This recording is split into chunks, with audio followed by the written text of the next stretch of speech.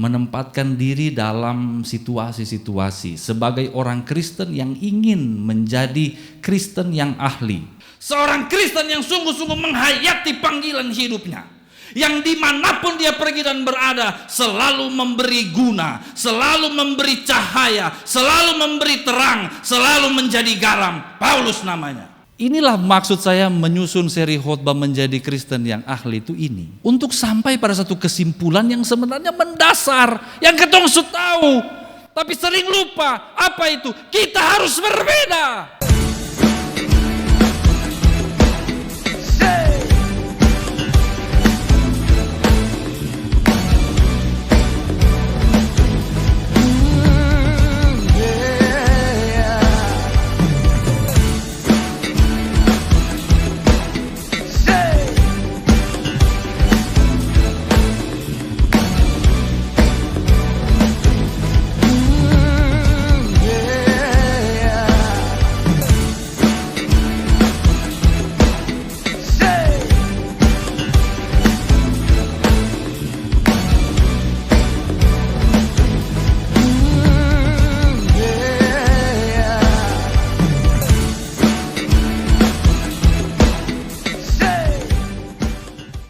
Amin.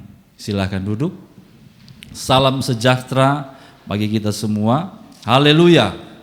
Oleh anugerah Tuhan kita kembali bisa beribadah karena pertolongan Tuhan bagi saya dan saudara. Kesempatan yang tidak kita sia-siakan pada pagi ini untuk menikmati persekutuan dengan Tuhan, menikmati kebenaran firman. Saya berterima kasih kepada Bapak Gembala atas kepercayaan menyampaikan kebenaran firman Tuhan. Pada pagi ini kita akan belajar dari interaksi tiga pihak, satu keluarga dengan dua orang yang lain, dari suratan Rasul Paulus kepada Filemon.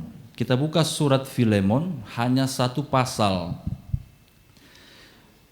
Melalui surat Paulus kepada Filemon, kita temukan interaksi tiga pihak. Pihak yang pertama adalah Filemon dan keluarganya. Filemon beserta istrinya Apfia dan anaknya Arkhipus. Itu adalah pihak yang pertama. Yang kedua adalah seseorang bernama Onesimus. Dan yang ketiga tentu saja yang mengirim surat, yaitu Paulus.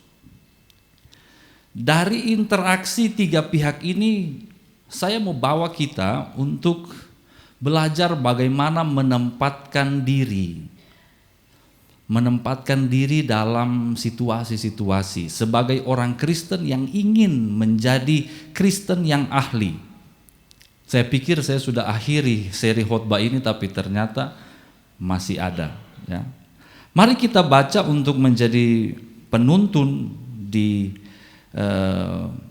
belajar kita pada pagi ini. Kita baca ayat 17. Filemon pasal 1, surat Paulus kepada Bapak Filemon pasal 1 ayat 17.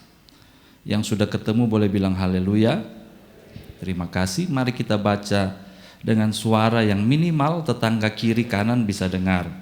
Ayatnya pendek saja, ayat 17. 1, 2, 3. Kalau engkau menganggap aku temanmu seiman, terimalah dia seperti aku sendiri. Saya ingat berapa tahun lalu saya pernah berkhotbah di Kalvari dari suratan ini. Jadi kalau ada yang masih ingat, puji Tuhan. Tapi kalau yang sudah lupa atau belum, saya ingatkan kembali situasi dari tiga pihak ini. Jadi masa itu orang-orang masih mengenal yang namanya perbudakan.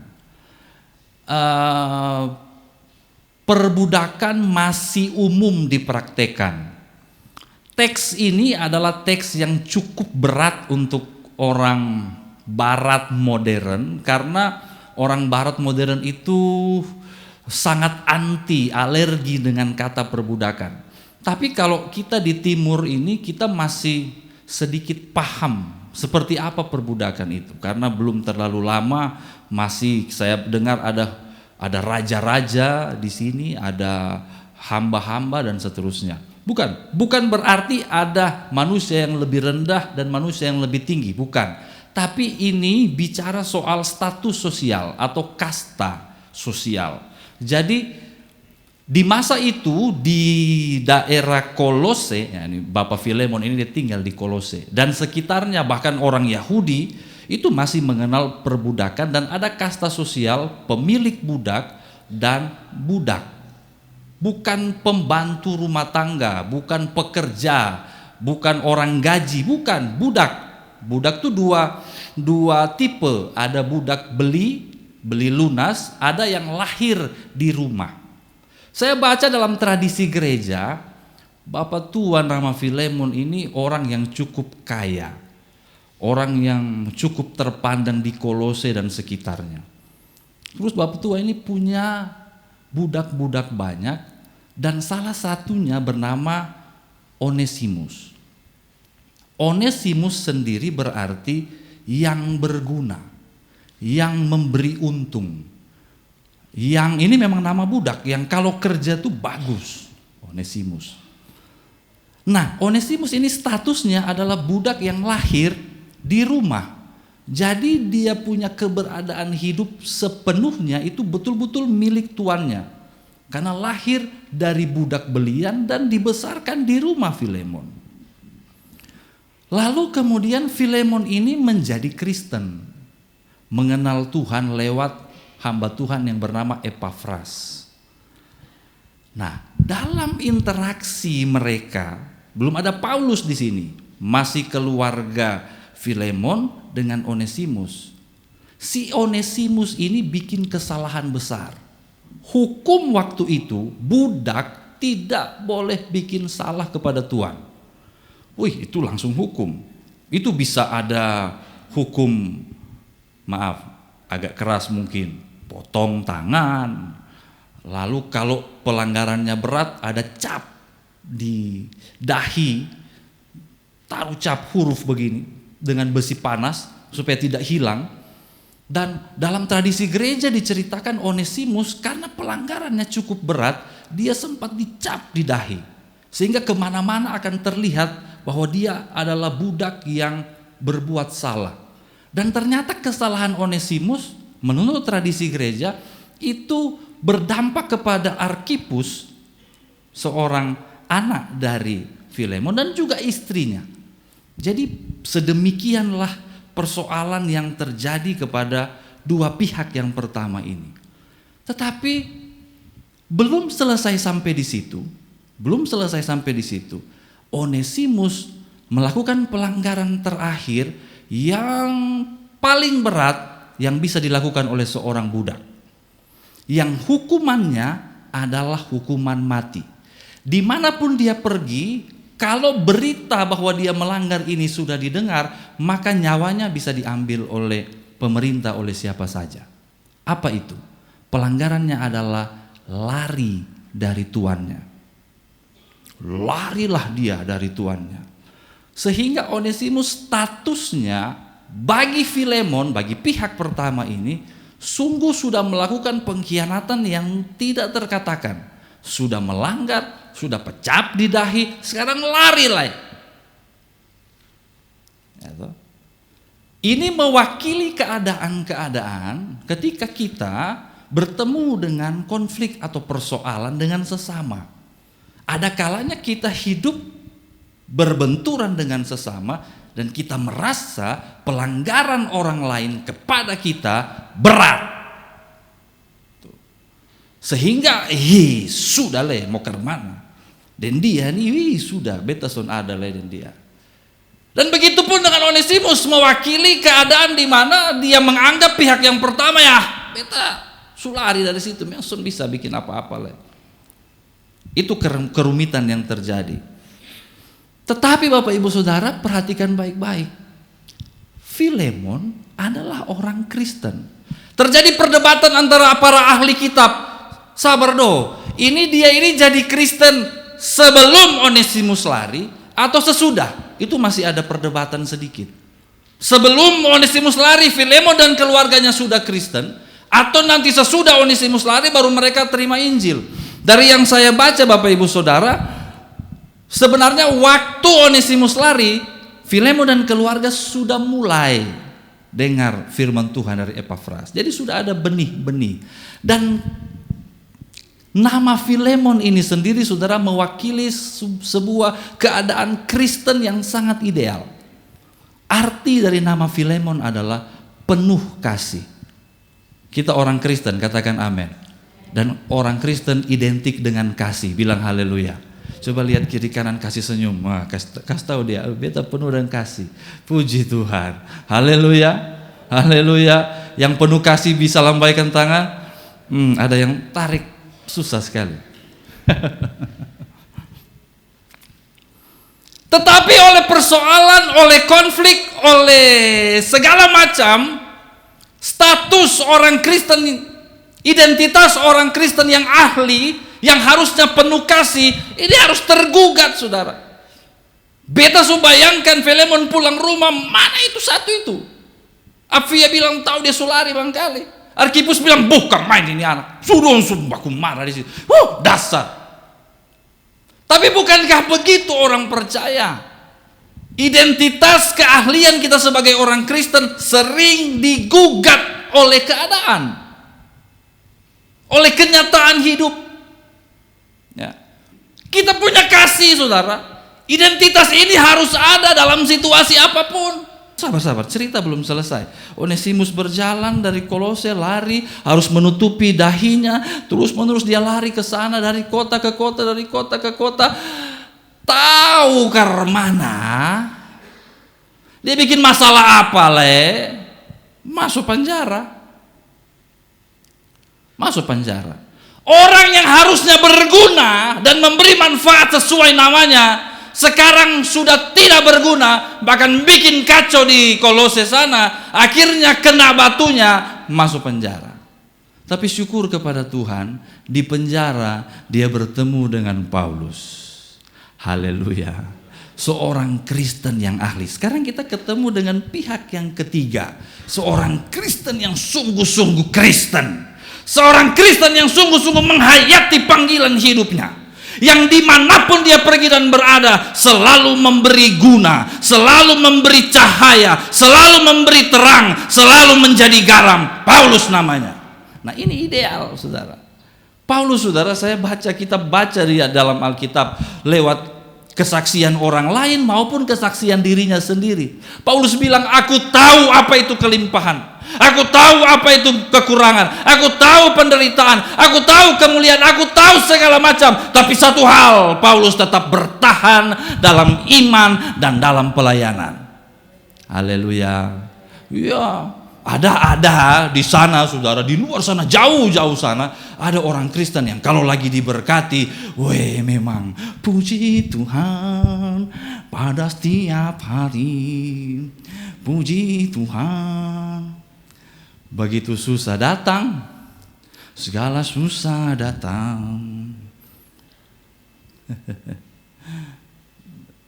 Anak-anak saya ini, saudara, tidak diajar untuk rohani oleh secara khusus, tapi sangat rohani. Di satu sisi saya bangga, tapi di satu sisi saya mengamati fenomena-fenomena aneh. Sira datang, Tuhan baik, Tuhan baik. Dia ketemu dia bilang, mama jahat. Lu pun cepat berubah, ini dari Tuhan baik pi mama jahat. Cuma gara-gara dilarang ini, dilarang itu. Ya bercanda aja, namanya juga anak-anak, saudara. Tapi saya berusaha untuk kasih masuk logika awal-awal. Beta tarik sini. Siapa yang kasih lahir lu? Mama. Siapa yang kasih makan? Mama. Siapa yang beli ini? Mama. Oh, kenapa lu bilang mama jahat? Oh, mama baik sedikit. Tapi itulah manusia.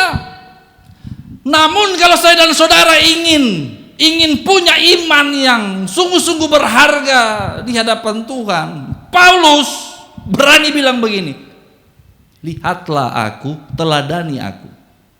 Dalam segala situasi dia berhasil mempertahankan iman. Saudara, di penjara dia tidak melakukan sesuatu kejahatan apapun. Dalam penjara Harusnya secara normal manusia duduk di penjara, sudah bikin salah, mengeluh dia. Beta ini tua-tua di Israel ini. Beta ini orang hebat nih, kenapa beta bisa ada di penjara gara-gara itu ikut Yesus? Bukannya dapat kemuliaan malah dapat penjara.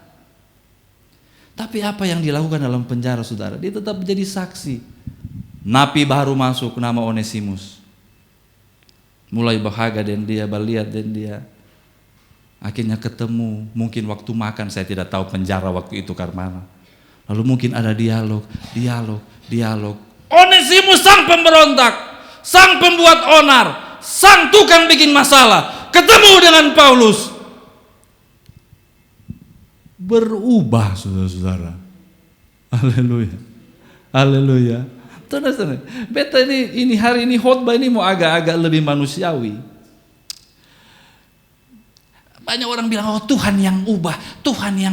Sabar loh. Tuhan ada omong dan dia. Kalau Paulus berubah karena Tuhan, memang Tuhan datang lah. Dalam sinar besar baru, "Hai Paulus, kenapa engkau menganiaya aku?" Iya, Saulus, kenapa? Itu Tuhan. Onesimus tidak ada catatan dia dapat penglihatan, tidak ada catatan dia dapat mimpi. Siapa yang mengubah Onesimus? Tuhan. Tapi kita tidak pernah boleh menafikan, meminggirkan peran manusia di situ. Tuhan menggunakan saya dan saudara, Tuhan menggunakan orang percaya untuk mengubah situasi. Orang percaya yang ahli, siapa namanya? Paulus. Pemberontak, budak pemberontak, sonde bisa bikin apa-apa ini orang. Tetapi apa yang dikatakan saudara, luar biasa ayat ini. Filemon pasal 1 ayat 9. Mulai dari ayat 8, pelan-pelan kita baca banyak-banyak ayat sedikit, ini cuma satu pasal.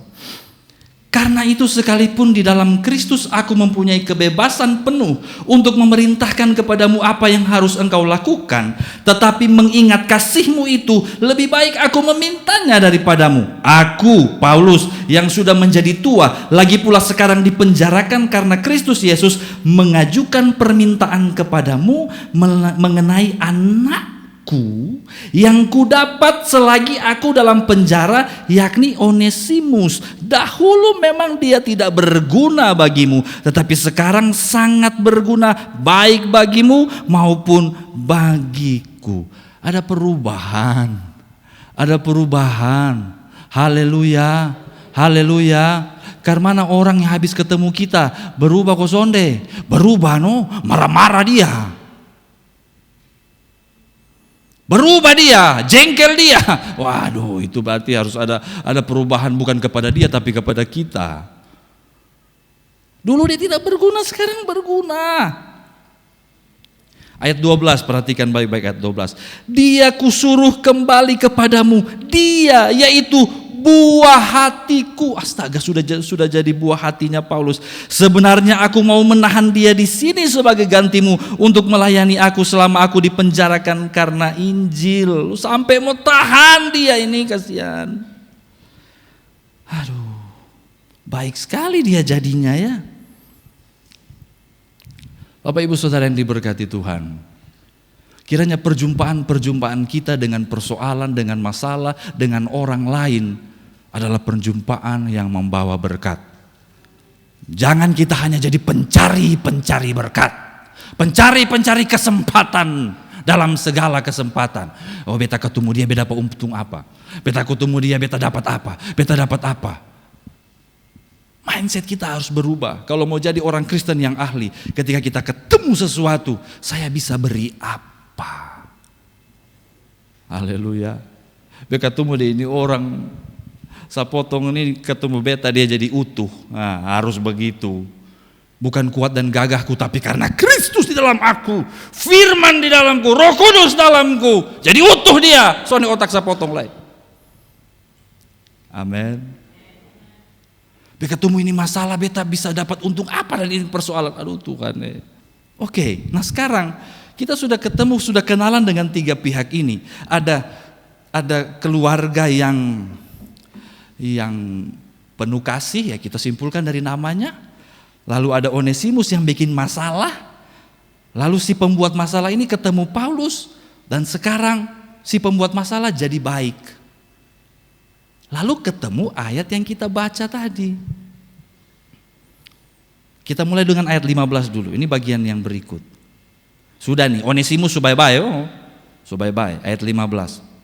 Sebab mungkin karena itulah ia dipisahkan sejenak daripadamu, supaya engkau dapat menerimanya untuk selama-lamanya, bukan lagi sebagai hamba, melainkan lebih daripada hamba, yaitu sebagai saudara yang kekasih. Bagiku sudah demikian, apalagi bagimu, baik secara manusia maupun di dalam Tuhan. Paulus oper bola. Beta so terima Onesimus, dia so berubah. Sekarang kalian terima dia. Saudara, jangan pernah lepas konteks dari bagian yang kita baca. Ini surat, saudara. Surat dari bos, dari Paulus, Bapak rohani. Surat ini. Begitu baca surat datang, saudara. Tahu siapa yang duluan baca? Kalau saya segala surat menyurat, istri yang duluan baca. Saudara, siapa yang baca? Bab tua baca. Onesimus, terimalah dia bukan sebagai hamba. Wih, sabar dong, kalau ingat status ini punya ini orang ini. Sabar, jangan persalahkan dulu statusnya, karena memang itu keadaan waktu itu. Ini bikin pusing beta ini. Kok mau diterima seperti menerima Paulus lagi? Aduh, Tuhan. Zaman sekarang, saudara, di rumah tangga modern ini, di dalam keluarga itu banyak yang suka saling bikin panas. Entah mam tua kasih panas bab tua, atau sebaliknya, atau anak tusuk-tusuk supaya rame. Di sana, kalau di sini semua mendamaikan, katakan amin. Haleluya. So terima surat dari, baca itu surat dari Paulus. Oh, baca mah. Dia bilang di bab tua tuh, pikir-pikir doh. Jangan langsung dia ada di sana, di Roma sana, dia tahu apa kata di Kolose sini. Dia lili sana, dia tahu apa kata nama saya nah.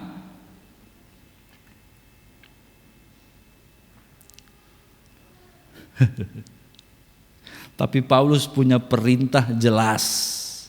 Ayat pokok yang kita baca tadi. Kalau engkau menganggap aku temanmu seiman, terimalah dia seperti aku sendiri. Begini, ini dari inti dari khotbah ini begini sebenarnya. Sebagai orang Kristen yang ahli, sebagai orang Kristen yang sejati, cara berpikir kita memang tidak boleh seturut cara berpikir dunia. Sun boleh. Memang sudah bisa. Banyak contoh yang bisa saya sampaikan, tapi karena hari-hari inilah hari-hari yang sensitif, jadi saya juga agak tahan-tahan diri karena ini mau keluar di YouTube. Tapi misalnya cara berpolitik juga sebenarnya beda. Berpolitik gereja itu beda dengan dunia. Tapi zaman sekarang dari berbagai daerah yang saya perhatikan, lebe-lebe dunia. Ampun. Inilah maksud saya menyusun seri khotbah menjadi Kristen yang ahli itu ini. Untuk sampai pada satu kesimpulan yang sebenarnya mendasar, yang ketong tahu, tapi sering lupa. Apa itu? Kita harus berbeda. Kalau sama saja, lalu apa nilainya kita ini, kasihan. Kalau Bapak Ibu Saudara perhatikan khotbah-khotbah saya, sekian berapa, mungkin 2 tahunan terakhir di sini, saudara. Saya mau khotbah lain, tapi enggak bisa. Selalu dibawa kepada perbedaan rumah tangga yang berbeda, itu terus. Kalau sama saja, lalu apa gunanya, apa nilainya kita ini? Kembalilah kepada marwah kita sebagai anak-anak Tuhan, penuh kasih. Filemon, ingat lu pun nama, penuh kasih. Kalau engkau menganggap Paulus sebagai saudara seiman, terima ini orang yang sudah bikin salah. Seperti terima Paulus. Masih adakah cinta di hati saudara untuk orang-orang yang menyakiti? Haleluya. Masih ada sisa kasih? Saudara, tiap bulan kita merayakan, memperingati pengorbanan Kristus di salib. Pegang ini perjamuan ini. Tahu kok ada hayati betul kok sonde. Tubuh dan darah Yesus. Tuhan.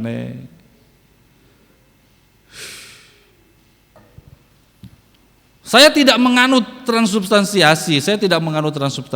Walaupun ada beberapa pendeta GPDI yang kelihatannya menganut itu, saya enggak.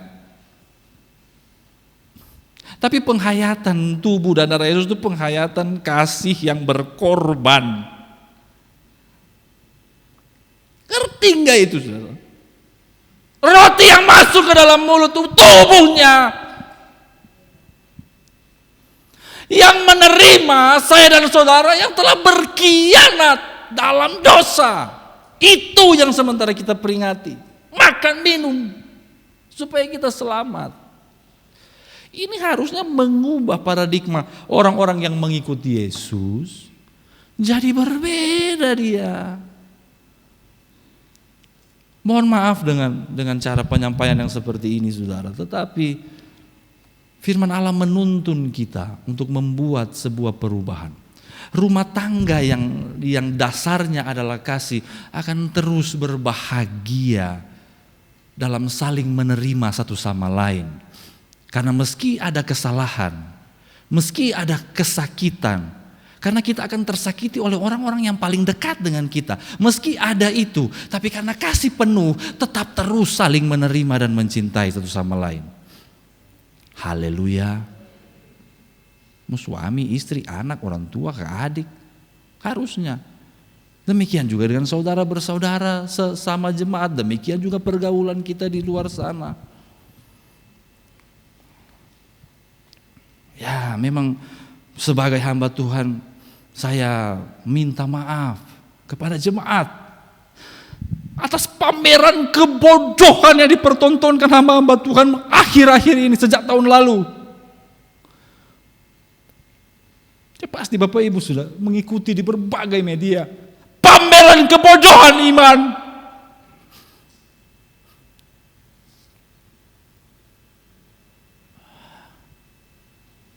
Sebagai generasi muda GPDI, saya menangis, saudara. Melihat keadaan yang sangat bodoh ini.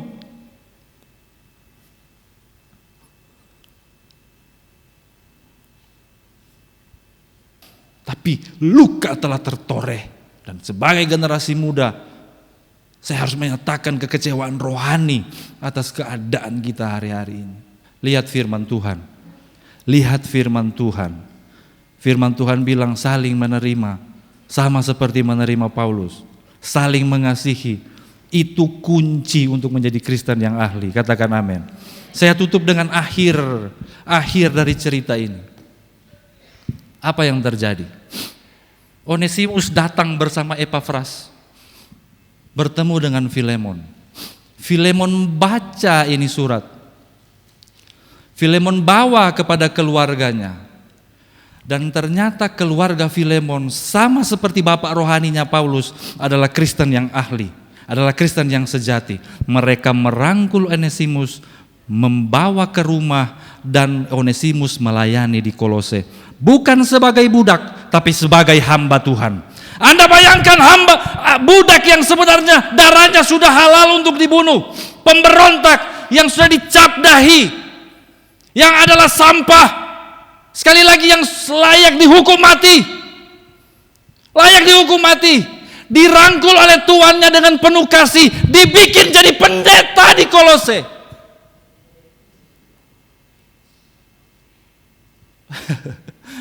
Luar biasa. Dan ketika Timotius sebagai uskup, bishop di Efesus sudah tua dan selesai melakukan pelayanan, Onesimus menggantikan posisi Timotius di Efesus. Lalu Onesimus adalah uskup yang berjasa mengumpulkan begitu banyak surat-surat Paulus. Lalu kita bisa baca sampai hari ini dari Roma, Korintus, Galatia, Efesus, Filipi, Kolose, dan seterusnya. Pelajaran terbesarnya adalah ketika kita mampu mengasihi, ketika kita mampu menghadapi persoalan, orang-orang atau hal-hal yang dianggap mustahil untuk berguna ternyata akan berbalik berjasa besar bagi kemuliaan Tuhan. Serius. Haleluya. Sapa? Kalau waktu itu Filemon bilang, kas biar pi ini Onesimus, beta son terima dia. Mungkin kita tidak baca surat Efesus karena dia, kita tidak baca surat Timotius karena dia yang kumpul. Luar biasa ya. Aksi kasih yang kecil, kita anggap kecil, itu bisa berdampak sangat besar bagi orang lain. Aksi Kristus 2000 tahun lalu di kayu salib berdampak bagi keselamatan semua umat manusia yang percaya. Mari Bapak Ibu Saudara, jangan kita menyerah, jangan kita lalai, tapi marilah kita terus berjuang di dalam Tuhan. Kita baca sama-sama ayat 20.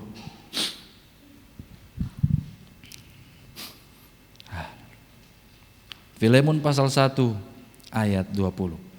Keras-keras. 1, 2, 3.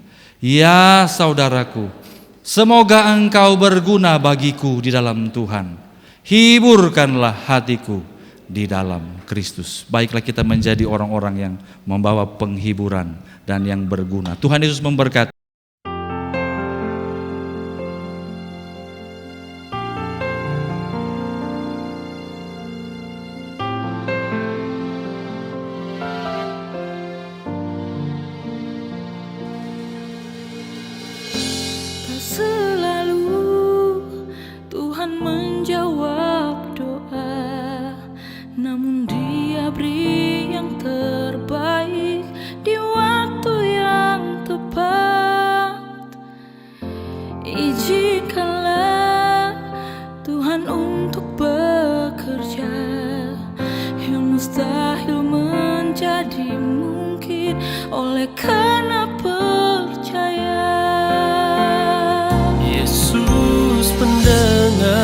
Lebih dari yang kudoakan, Yesus menjawab lebih dari yang kuharapkan.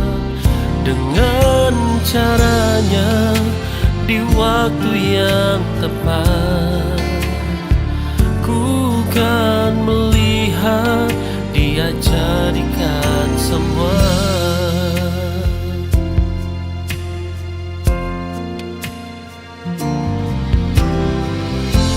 Izinkanlah Tuhan untuk bekerja yang mustahil